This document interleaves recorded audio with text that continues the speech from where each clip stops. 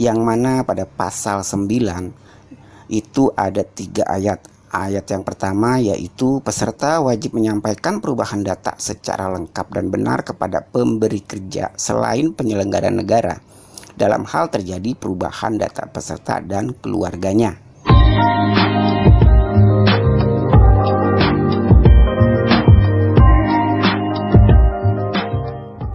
Subscribe di tombol merah di bawah ini. Halo sahabat pekerja, kembali lagi bersama Sapoholic Channel.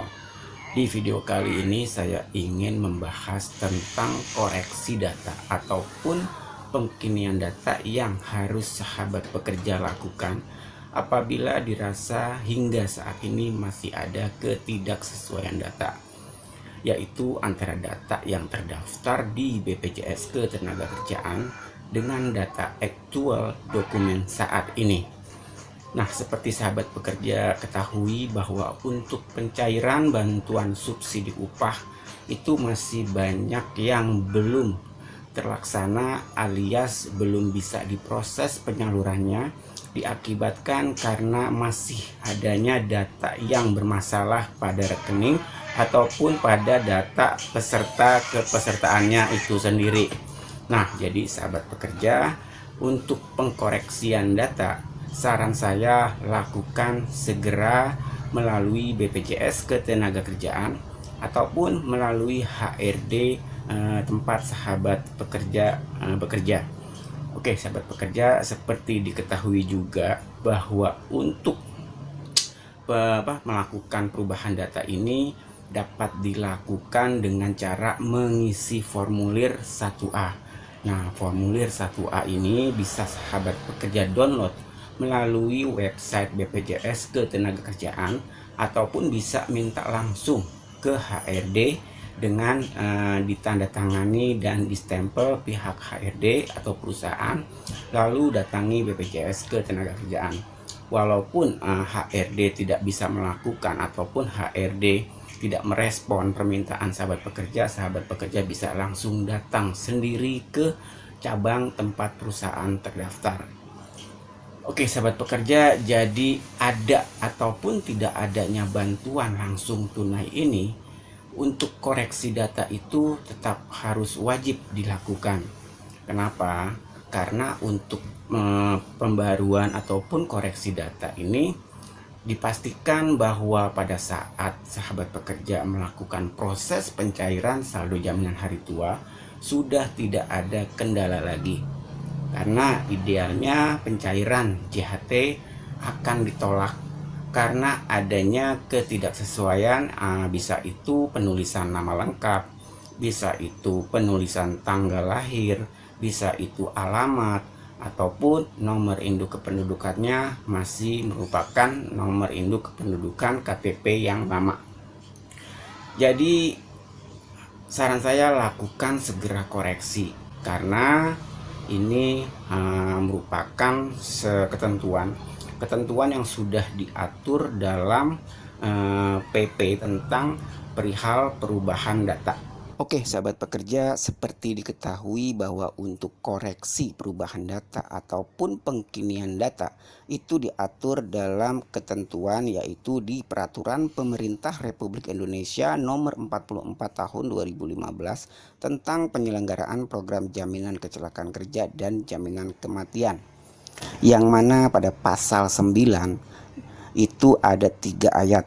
Ayat yang pertama yaitu peserta wajib menyampaikan perubahan data secara lengkap dan benar kepada pemberi kerja selain penyelenggara negara dalam hal terjadi perubahan data peserta dan keluarganya.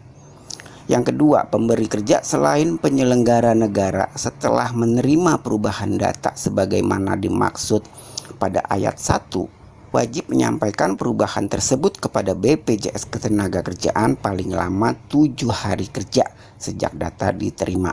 Yang ketiga, dalam hal terjadi perubahan data upah, jumlah pekerja, alamat kantor, dan perubahan data lainnya terkait penyelenggaraan program jaminan sosial, pemberi kerja selain penyelenggara negara wajib menyampaikan perubahan tersebut kepada BPJS Ketenagakerjaan paling lama 7 hari kerja sejak terjadi perubahan.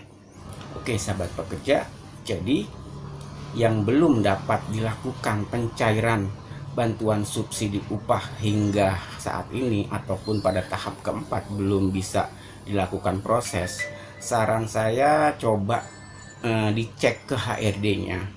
Apakah sekiranya masih ada data yang belum sesuai, ataupun cek ke rekeningnya. Rekeningnya itu apakah rekeningnya tidak aktif, apakah rekeningnya pasif, apakah rekeningnya itu ada duplikasi nomor rekening, dan juga apakah ada duplikasi nama rekening ataupun satu rekening dipakai dengan beberapa peserta yang lain. Jadi itu banyak banget kemungkinan gagal.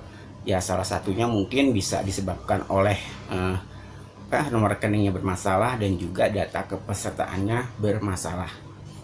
Oke sahabat pekerja, jadi semoga video ini bisa menambah pemahaman ya. Jadi ada atau tidak adanya BLT, koreksi data ataupun perubahan data tetap harus dilakukan, tetap harus disampaikan ke BPJS Ketenagakerjaan. Seperti sebelum yang tadi saya bilang, bahwa untuk pencairan saldo jaminan hari tua itu juga diharuskan data sudah valid semua. Jadi jangan tunda-tunda lagi, lakukan koreksi sekarang juga apabila masih ada ketidaksesuaian data. Nah, ciri-ciri adanya ketidaksesuaian data, sahabat pekerja bisa mencoba daftar login BPJS TKU, baik itu melalui Android ataupun website. Apabila ada notifikasi NIK tidak valid ataupun notifikasi lainnya yang menyebabkan gagal daftar login, itu artinya masih ada ketidaksesuaian data yang terdaftar di BPJS Ketenagakerjaan dengan data aktual saat ini. Oke sahabat pekerja, jangan lupa like dan subscribe channel ini, semoga kedepannya dapat berkembang lebih baik lagi. Oke sahabat pekerja, sampai berjumpa di video berikutnya. Salam sukses dan terima kasih.